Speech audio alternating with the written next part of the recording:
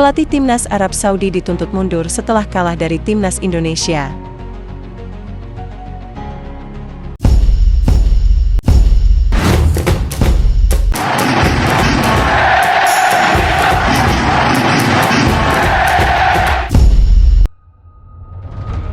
Apa yang terjadi sebenarnya dengan Arab Saudi? Setelah pelatih Roberto Mancini mundur, kini pelatih Arab Saudi Hervé Renard diminta mundur setelah menelan kekalahan melawan Timnas Indonesia pada lanjutan kualifikasi Piala Dunia Grup C.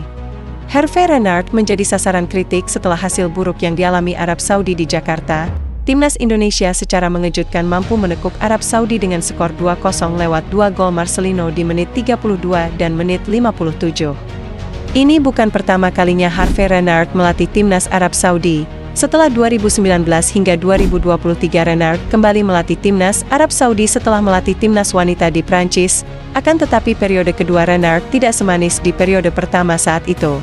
Dikutip dari Al-Sudia 356, pengamat sepak bola Arab Saudi Batal Al-Qaus meminta Hervé Renard bertanggung jawab dengan mundur dari posisi pelatih usai kalah dari Timnas Indonesia. Pengamat Arab Saudi mengatakan, mengambil tanggung jawab tidak hanya sekedar berbicara karena itu bukan keberanian di media, melainkan dengan mengambil tindakan dan menerima kesalahan atau mengajukan pengunduran diri. Komentar senada juga diungkapkan Khalid Al-Atawi. Menurut Al-Atawi, Hervé Renard bukan sosok yang tepat untuk melatih Arab Saudi pada situasi saat ini. Saya tidak menganggap Renard adalah orang yang tepat untuk tahap saat ini. Melatih bukan meninggikan suara Anda di ruang ganti, dan manajemen teknis tim Saudi yang membawanya kembali tidak berhasil, ungkap Al-Atawi. Dalam kesempatan itu Al-Atawi memberi gambaran dari keputusan buruk yang dimiliki Renard saat melawan Indonesia.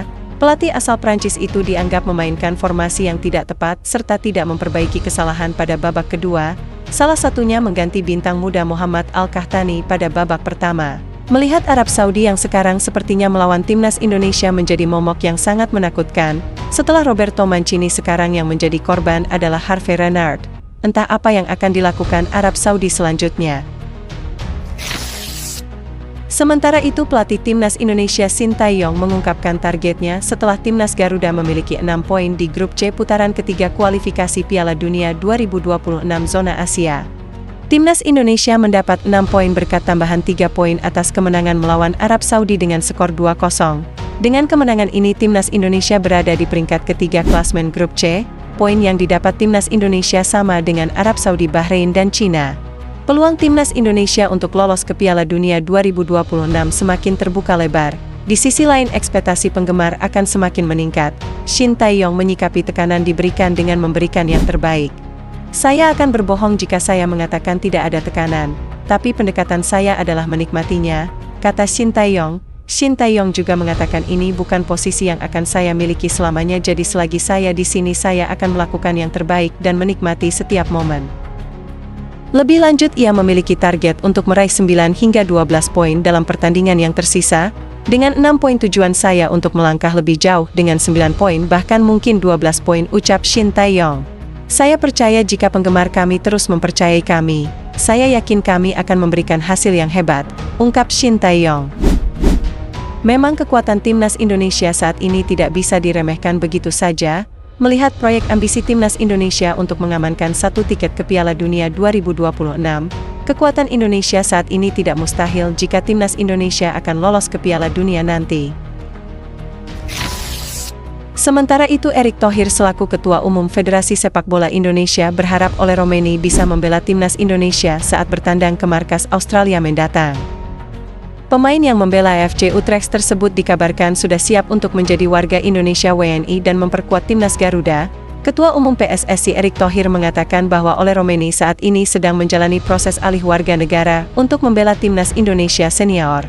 Ya, kita harap debutlah, cuma tergantung dari proses, tentu Pak Presiden mendukung. Kemarin beliau nonton pakai handphone saat Timnas Indonesia menghadapi Jepang dan Arab Saudi, ujarnya. Ketua Umum PSSI Erick Thohir menyebut Ole Roemeni dipersiapkan membela Timnas Indonesia saat melawan Bahrain dan Australia pada Maret mendatang. Erick Thohir juga sudah bertemu dengan Ole Roemeni pada Sabtu 16 November lalu. Setelah pertemuan itu Erick Thohir memastikan pemain berposisi sebagai striker tersebut akan diproses naturalisasinya menjadi WNI. Ya, kita doakan saja apa yang ditargetkan Erick Thohir beserta Timnas Indonesia bisa cepat terwujud dan kita bisa melihat Timnas Indonesia berlaga di ajang sepak bola terbesar seluruh dunia yaitu Piala Dunia.